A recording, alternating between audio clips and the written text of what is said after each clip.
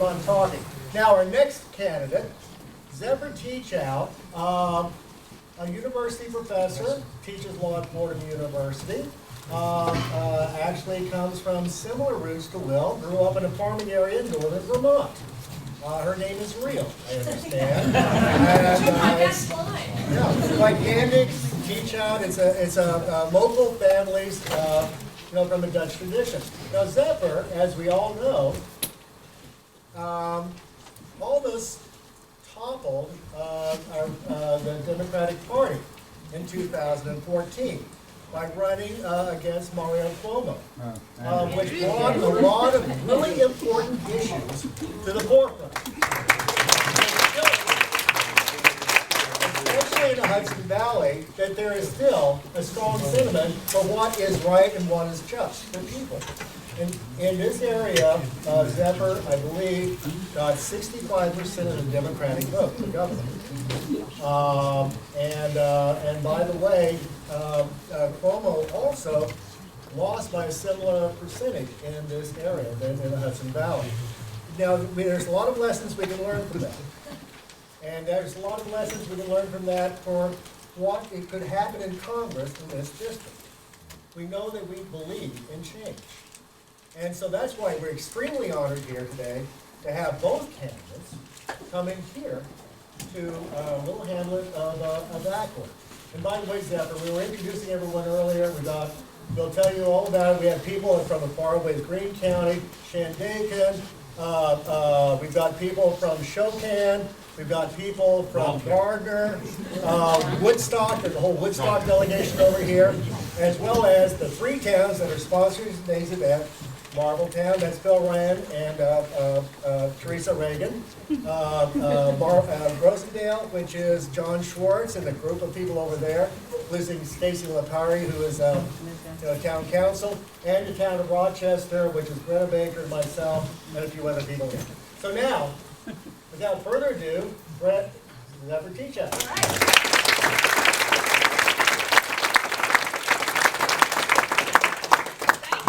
So sorry I missed the introductions. Do you all go around and introduce yourselves?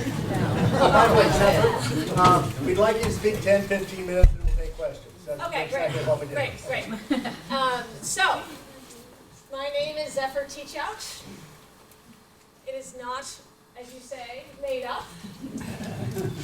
The last name is Dutch. In fact, I just learned that the Teatsorts became Teachouts in Dutchess County. About 1703, and then the Teachouts moved to Lake George and Vermont, which is where I grew up. So I grew up in a rural area not too far away, and it was so rural. It was 5 miles outside of a 2,000-person town that I had to run a mile every morning to the bus stop and run a mile every afternoon home. So I became a very fast runner.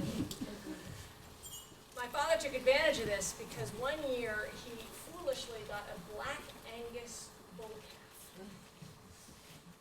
He knew about sheep and chickens, but if you've ever had a black Angus, they tend to knock down fences pretty quickly. So it would knock down the fences, trample the neighbors' corn, get us in trouble with all the neighbors, and my job was to help him get it back inside the fence. So the way he did that is he would have me walk up to the bull, wave in its face, turn around and run as fast as I could inside the fence. He would run after it, close the fence, and then I would jump back outside. So 2 years ago, I ran for governor of the state of New York. My dad taught me pretty young to be fearless, and that extraordinary things can happen if you just dare to step out there, say what you think, and see what happens. So in that run for governor, I did not win. I am not your governor. But we did win over half the counties. Yeah.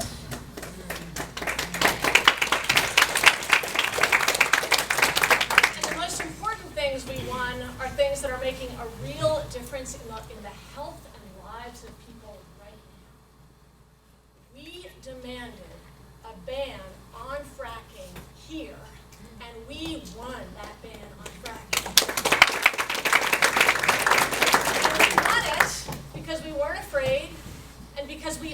together raised up people's voices to talk about the health risks. We won, we demanded a rollback of the high-stakes testing that is causing so much fear and anxiety in our classrooms. And we won a rollback on some of the Common Core standards. And we won that again because teachers and parents and our campaign was not afraid to stand up, actually tell the stories of what's happening on the ground, for kids, for parents, what's real. Not being afraid, raising up people's voices. And then 2 days ago, the budget comes out. There's some good things in the budget. There's some not as good things in the budget. But we demanded more funding for schools. We demanded more funding for infrastructure. And a lot of people have been talking about this, but my favorite tweet from 2 days ago was, Zephyr Teachout negotiated a hell of a budget for progressive New Yorkers. But the truth is, people here and everywhere stood up, were not afraid, said, no, we actually need funding for our roads, for our bridges, for broadband. And no, we actually need art in schools. That's not a luxury. We need music in schools. That's not a luxury. We need recess. That's not a luxury. In fact, the more you're struggling as a kid, the more important it is. The harder it is. I was a special education teacher's aide. The harder it is to do well in school, the more important art and music and sports and recess is.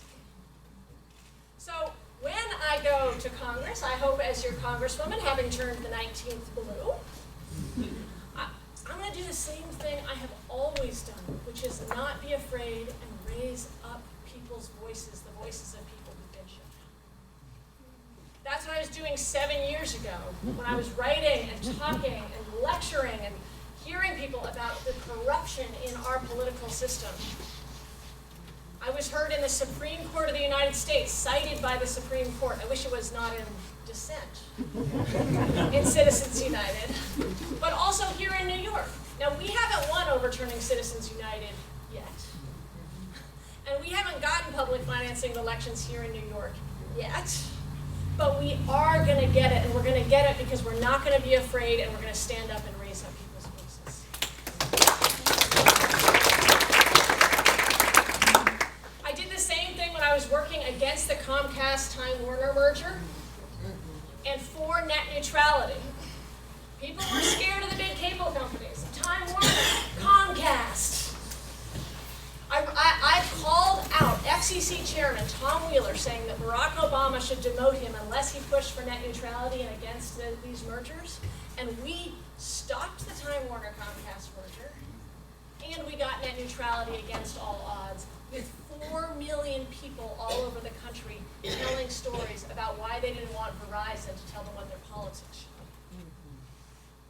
So that wasn't supposed to happen, but we won it with this fearlessness and starting at the ground up.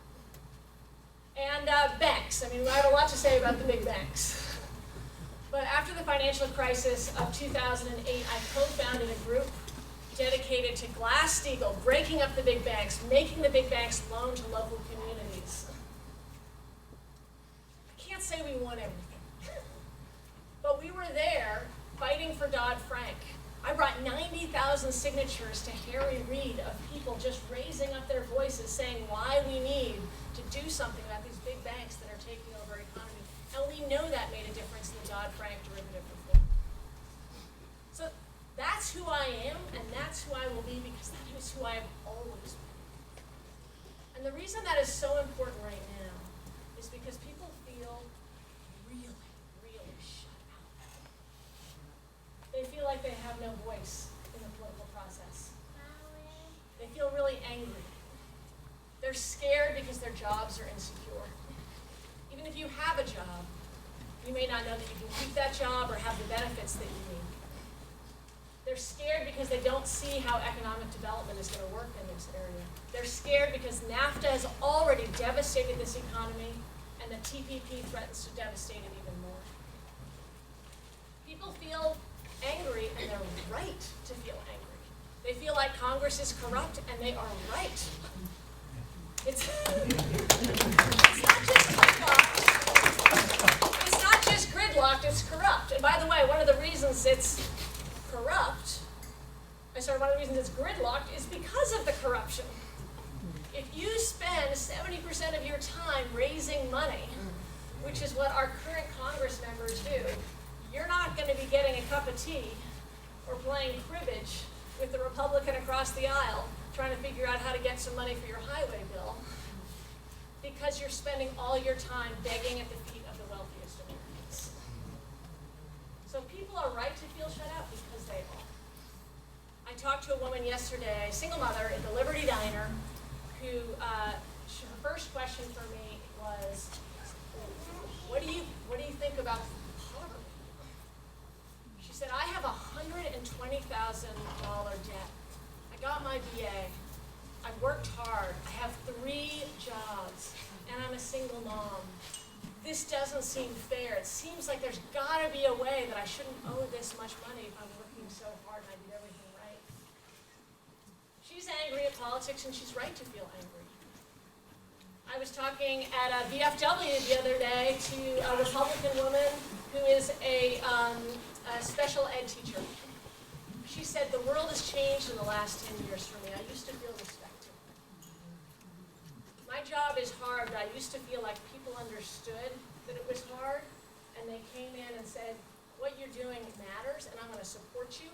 And with the high stakes testing and the hedge funders trying to privatize our education system, she has felt like a suspect.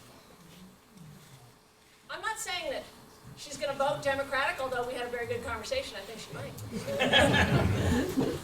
But she is right to feel shut out. She is right to feel that disrespect, that lack of dignity that our current economy and society isn't giving her. I talked to a man whose son OD'd on heroin because he couldn't get insurance company to cover inpatient care during the weeks that the son came to him and said, I'm ready.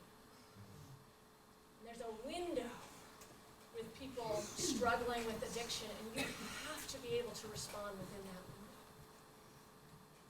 He feels shut out. There's more discussion about addiction and heroin now, and that's a good thing, but he is on a crusade to remove the shame associated with addiction and make sure that we can talk about what's really happening and support people instead of accuse them. And 2 days ago, I went to one of my favorite diners to get a cup of coffee, and I knew it had been for sale for a while, but they finally sold it. And I asked the owner, what's going on, and what would you like to see? And she said to me, I'm going to retire and I'm happy. She said, I started this because there's no place to get a cup of coffee between Unini and Fall, and you just get a decent cup of coffee. But right now, I have been fighting against these big stores that come in with all the cash, with all the subsidies, and you wait in the drive-in to get the cup of coffee. You're waiting longer, and the coffee is as good. By the way, I believe her. But she says the mamas and the papas don't have a place right now. The mamas and the papas aren't being heard. She said, don't forget the mamas and the papas. Because we can't have big box stores and chain stores everywhere that are all coming in with hidden subsidies, taking over the community and the small business economy that really makes us who we are. So I don't think this is a year for politics for just who's got the best plan. We've had a lot of good plans for a long time. I think you can see on both left and right that there's a serious rumbling and anger that we have to not just talk about the best plan, but go at the belly of the beast, which is our corrupt political system, where a handful of big companies, a handful of monopolies, and a handful of billionaires are basically trying to take over our extraordinary democracy. That's what I see. And that means that what I believe and what I hear from people is they're looking for someone who will stand up even when the door is closed, who will not be afraid to stand up to Comcast, to J.P. Morgan, to the governor in their own party, or to Monsanto, to any of these, or these big pharma companies that are taking wealth in our society and taking it for themselves. There's a lie out there that we don't have enough. We don't have enough sun, wind, and water to have renewable energy. That's not true. It's very simple. It's not true. There's a lie out there that we don't have enough wealth, and we have to keep not funding our schools, not funding our roads, not funding our infrastructure. There is more than enough wealth in this society. It's just that big pharma, big banks, big cable, and a handful of companies are sucking it out of our economy.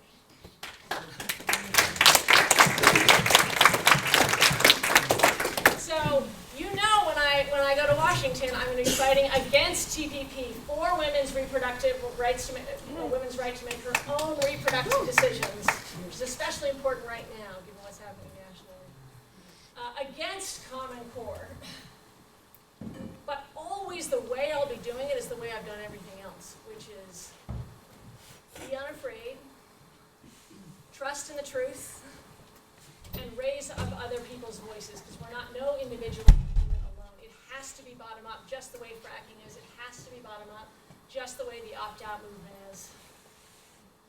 And I think that what we can do is go to Washington, look at the bull, stare him down, and make sure he's the one that runs away first. Woo!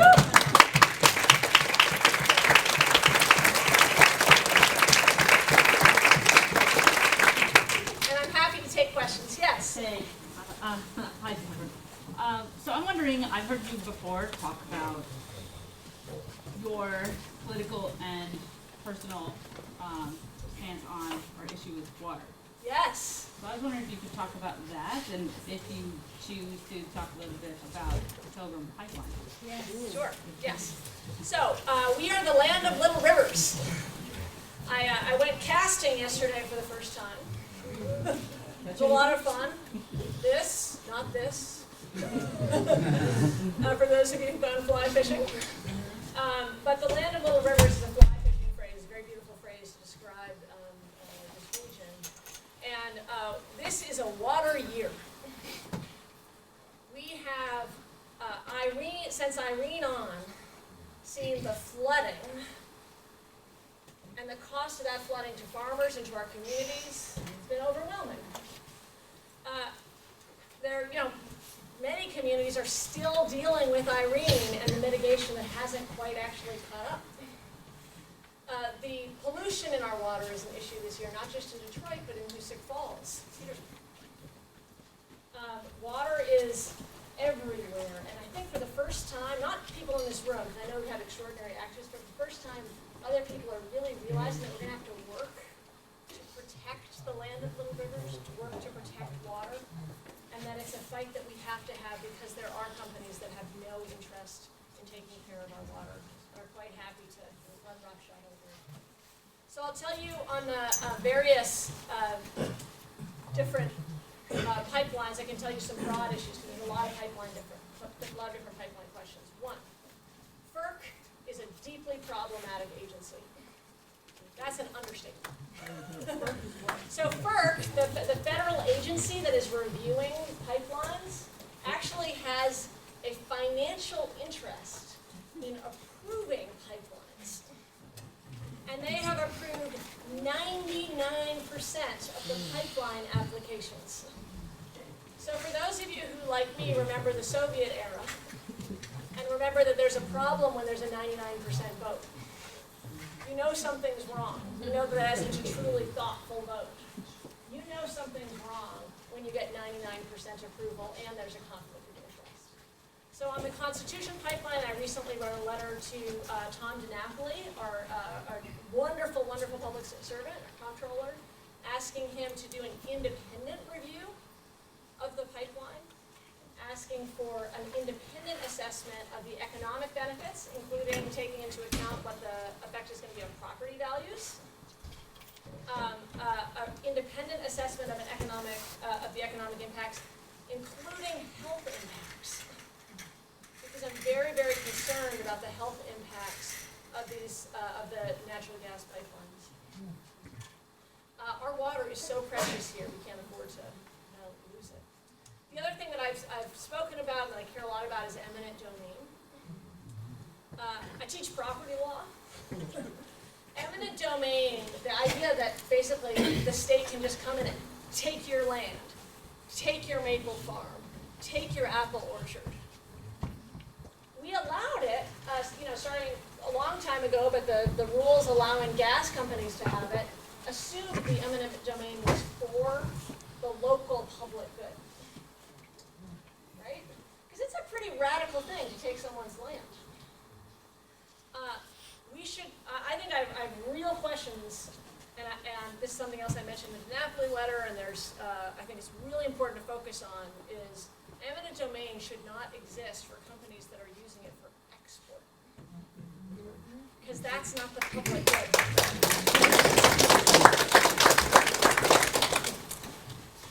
Yes? I wanted to ask you, if in fact you become a congressperson that represents this district, are you going to feel comfortable working with either a Bernie administration, and are you going to have any problem working with Hillary if she in fact becomes president? Absolutely not. You may know that I have endorsed Bernie Sanders. Yes, I will. He's been raising issues about money in politics that I think are really important, and his position on trade is essential. He's been transformative on trade. But I would easily and very comfortably work with either, and I've been very proud when I've watched them debate them. I'll give you an example of how well I work across, work not across the aisle, but with different people.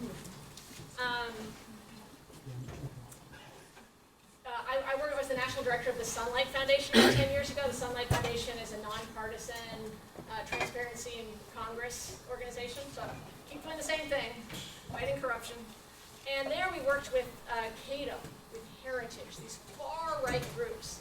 And I had such a good relationship with them that I've maintained those personal relationships. And in fact, one of Mike Huckabee's digital director has urged people in this district to support me because he knows I'm serious about fighting corruption. I feel like if you know who you are and you know what you care about, it's really easy to work with people even if you disagree with them. I have a very good relationship with our current congressman, Chris Gibson. I feel like it's not too hard to be gracious and just to be clear on where you are. I think where it gets tricky is if you start compromising who you are. I don't think you have to do that. I think being polite goes a long way. Yeah. And Mark Buchanan, one of Bush's close advisors, has contributed to my campaign because I've worked with him on public financing of elections. I think there's often ways that you can work with people who you deeply, deeply disagree with. Again, find common ground. That's the way I work. That's the way I've always worked. That's how I've gotten things done in the past. Working with the President Clinton would be much easier. That's not working across the aisle, but that's, I'm just saying it's very even across the aisle. That's something I'm very comfortable with. Okay. Yes. Everybody I know, including myself, supports a strong military. Now, our military is a monster out of all proportions. We have close to 1,000 bases all over the world. We're building more. Our military budget is more than the next 10 nations combined. The military is the greatest polluter of the planet, our military, the greatest polluter of the planet in the world. And more and more and more. I don't know if you agree with me, but what could you do as a congresswoman to, on the one hand, bring back more dollars for our infrastructure, and at the same time, or perhaps not at the same time, do what you can to humanize the corporation, or the aspects of the corporations and the money make, I'm losing myself. No, Got it. you're not. I think I hear you, and I'll tell you the direction you're going is the way in which I wanted to talk about it. So 25 years ago, there were 107 defense contractors. Guess how many there are now? 5. It's not that there's less money, it's that it's getting consolidated. There's monopolization in every sector. There's monopolization in the seeds, in banking, in pharma. And when you have that concentration, those 5 defense contractors then have a pretty powerful role in decision-making in Washington. So the key thing that I will focus on in all of these areas is breaking up the big companies and decreasing the role of corporate interests in our decision-making.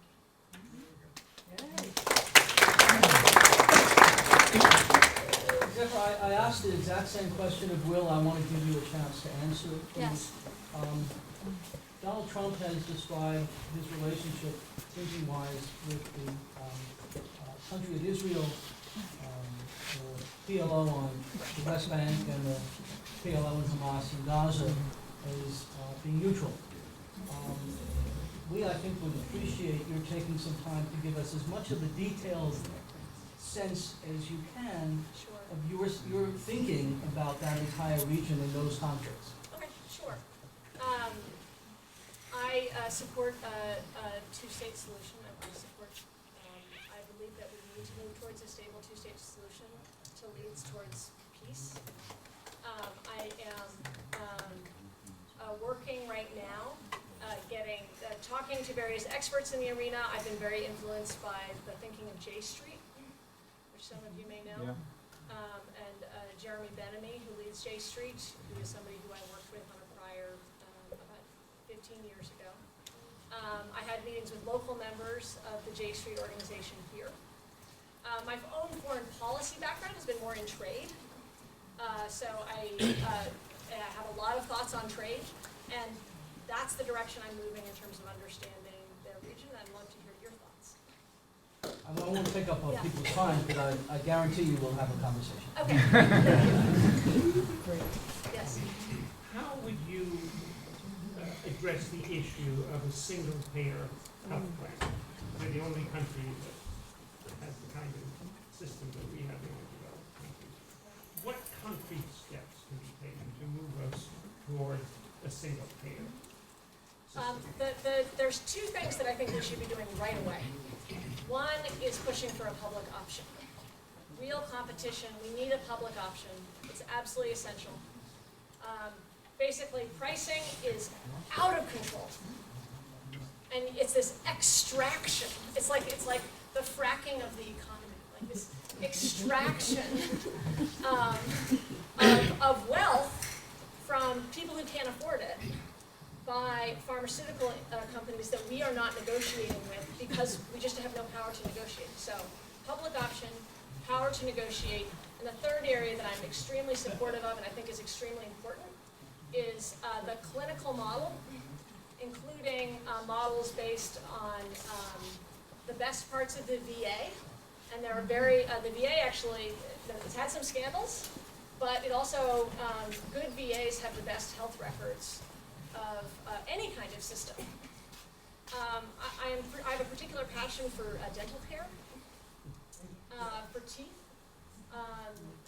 45% of Americans don't smile because they're embarrassed about their teeth. Failure to have good dental care has a huge impact on your diet. And the mouth is often a window to lots of other diseases that come through. So I'm a big advocate for pushing out clinical dental models that provide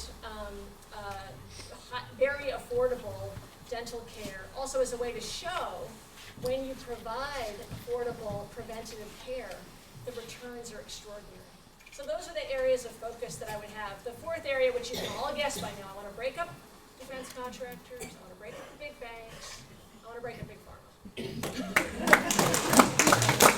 And there's this secret area in our economy. 1981, up through 1981, we had antitrust laws. Some of you might remember that. It went out with the party line on telephones, which I also had growing up. We need to revive antitrust. And it's not just Republicans. I'm a Democrat, but I think independently, and I've always had my own mind. It's not just Republicans. Democrats also have forgotten about antitrust. Yeah. Yeah. Hi.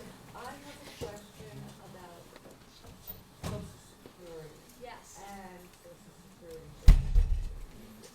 Now, how do you feel about protecting there's so many It's here, yes. you know, especially in District 19, Yeah. that you need that, and the different areas that we will. Yes. How do you feel about protecting that, and what is your way of protecting that? I will go to the What is wall. the question? The question is, how do you feel about protecting Social Security? And Social Security. Yeah, and Social Security disability, yes. Yes. I will absolutely go to the wall to protect one of the most successful programs this country has ever had. I will highlight, again, it's not just what, it's how. Who is trying to get rid of our Social Security, and how do we fight that? So who is trying to get rid of our Social Security is a handful of hedge fund managers that want to extract more wealth from our society. How do we fight that? We raise up our voices. We tell stories. That, to me, is the way we're going to win, and we are winning on Social Security as a public matter. The only way we lose on Social Security is because of the way campaigns are funded, not because of the way people are thinking. Yeah. Hey, hi, how are you? Just a quick follow-up. Yeah. We talked about disability, and you also mentioned another thing about dental care is you can't be employed if you don't have a mouthful of teeth.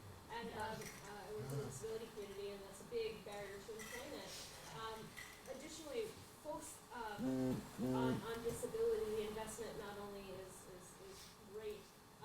Every dollar we spend in VR programs and things like vocational rehabilitation programming, et cetera, yields $7 in a return.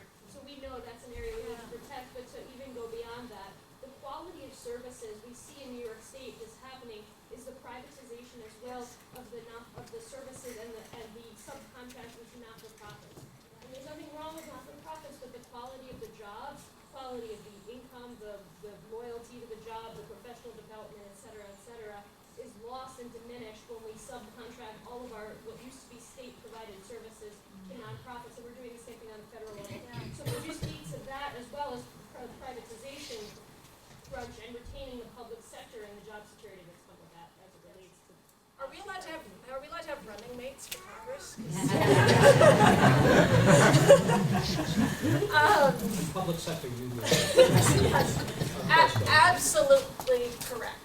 So in the private sector, what's happening, just to make this is a meta problem. In the private sector, people are getting fired with good benefits and then rehired without benefits. That's wrong. That's wrong. That is not a thriving economy. The economy works when people have the resources they need to have dignity. In the public sector, we're saying we're outsourcing so as not to provide the same benefits and to create a much higher level of insecurity. And the overall effect is reduced quality of life and then this radical insecurity. And let's talk about this real effect of insecurity. Insecurity has health impacts. Insecurity affects your relationship with your spouse. Insecurity affects your relationship with your children. You're angrier if you don't know that you're going to have a job the next day. There's this effort recently to strip out all these different parts of an economy and pretend we're just creating efficiencies in all these different areas. It's not working. And we have to treat people as people, not as little robots that can be outsourced. Yeah. Can you call on him? Oh, yes. Change his position. Oh, sorry. Thank you for everything you've been doing in the past. I'd also like to say, how are we going to, as a community, reach out to the right side of our party Randy, because we have to have a design. Yes. Because working on the last two cycles for Coumbia, we were not as successful at that as we should. So, how do you do that? Yeah. You have like 3 questions embedded in there. So the first thing I'll say is that I believe that most people, I believe this district is an independent district. That's the beating heart of it. Yes, they're registered Republicans and registered Democrats. The level of registered independents or unaffiliated is very high, but even Republicans and Democrats will vote. So people here don't like being put in a box. That's step 1. I think independence is key, and showing that you are independent of both traditional party mechanisms, which I have, is actually important. So I've walked, I've walked into, VFWs, diners, at parades, which is, I'm a campaigner at heart. I love that stuff. Like, I'm like, Kim, can we just do another stop this morning? But I will tell you that honestly, they might remember me as that person who stood up to Andrew, and that opened some doors. Second, I have been a major advocate of the opt-out movement here in New York, and opposed to Common Core high-stakes testing. There are a lot of Democrats who are opposed to that, but it's not a Democratic or Republican issue. And I have already found, even in the last 2 months, which doesn't surprise me because I've been working for a while, but that there are Republican women, Republican men who say, I'm going to support you because of your support for teachers and parents. And what I find is that once you open the door, people want to have real conversations. If they feel the door is shut because you're stuck in one particular box, they won't have the conversation. But the trick is to open the door. But the other is a deep belief that I have. I have a love affair with democracy, which is my life. That's what I believe in. I really believe people are smart. I really believe people have something to say, even people that I really disagree with. And I believe that if you can show that, not just me, but we all can show that, this whole district turns blue. Yeah. Why don't we just take one more question, because we can stay here for quite a while. But, but I think we'll have one more question, and we have an opportunity to mingle with both candidates. Then I want to just think, after the answer, I want to do some concluding business. Okay. Before I take the last question, I just want to congratulate all 3 committees for an extraordinary event.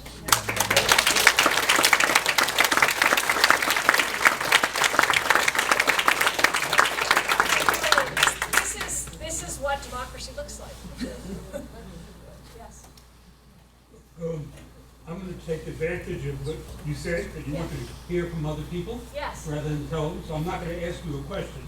I'm going to give you my point of view on 2 issues. Great. So you'll know. You can't talk about controlling military expenditures unless there's an audit of the Defense Department. And the Defense Department has never been audited. It's declared as too big to be audited, which means it's audited internally, privately, carrying out whatever they're doing.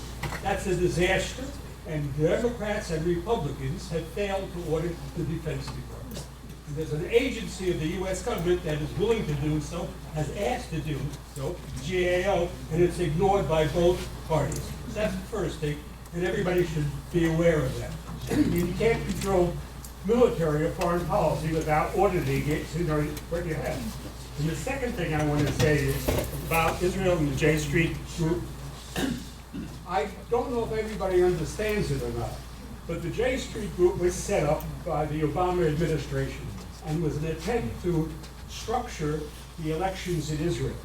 Now, I got to tell you, I'm not pro-imperialism, and I didn't think Obama should decide for the Israelis what their point of view should be.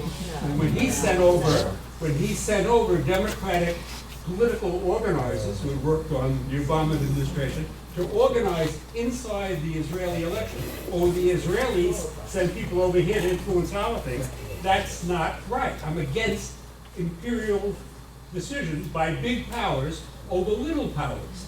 Because after a little while, the little powers don't take the advice anymore.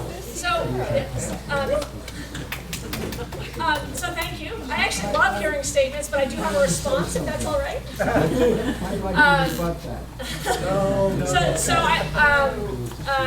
want to actually go to the first one and just tell you a little bit about my history, because I figure this is a chance for you to get to know how I work.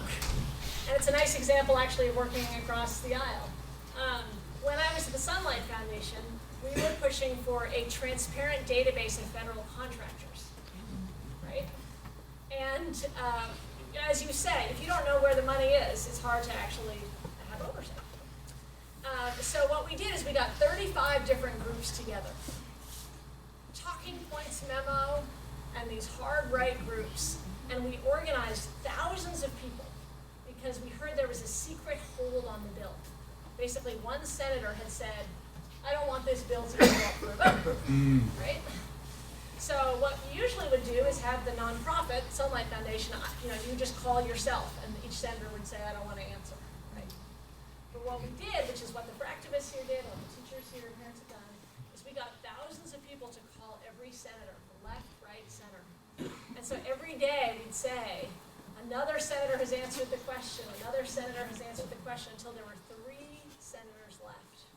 And finally, Ted Stevens of Alaska admitted that he had a hold on the bill. He released the hold.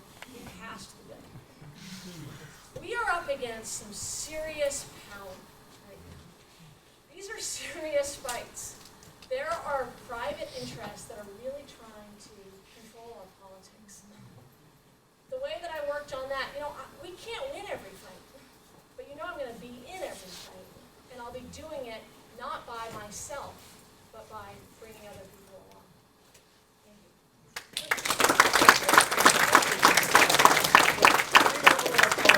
you. Matters here, just before we go on. Oh, Zephyr, why don't you stay up here also? Well, you'll come back then. But there'll be plenty of time to please talk. We've got still some cookies, we've got fresh coffee still. But 3 things, I will be remiss, as a Democrat, not to also point out that I think Lynn Bernardo, who's the local chair of the Conservative Party, was here? Independence Party, well, okay. And the other person here is Tom Jensen in the back. Tom? Jim, what's your last name again? Jenkins. Tom Jenkins is also running for Congress, but what party are you going to do? Libertarian? I'm an independent. An independent nominating petition, that'll be later on. The third thing I want to say is, one of the reasons we do this is Democratic committees really get into trouble when they don't turn in their petitions for candidates. So that's why the primary purpose here is to have all of you listen to both Will and Zephyr and sign a petition to get them on the ballot. One or the other, just one or the other. And so Will and Zephyr, would you please come up here? Okay. Thank you. And let's applaud both.